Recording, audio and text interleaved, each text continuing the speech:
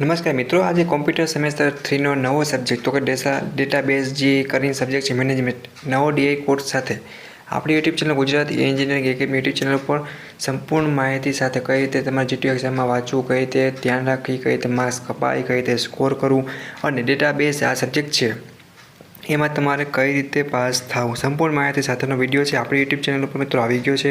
તો કોઈ પણ મિત્રને ટેન્શન લેતા વગર આરામથી પાસ થઈ જવાનું છે. બીજી હેલ્પની જરૂર હોય તો કોમેન્ટ કરી તમારા બધા દોસ્તોને શેર કરો, બરાબર છે.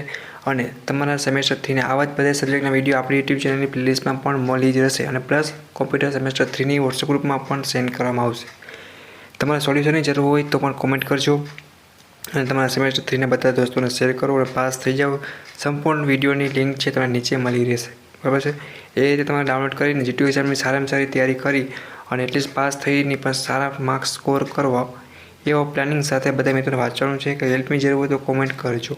બાકીના સેમેસ્ટર 3ના તમારા દોસ્તોને શેર કરો. Thank you, take care, by.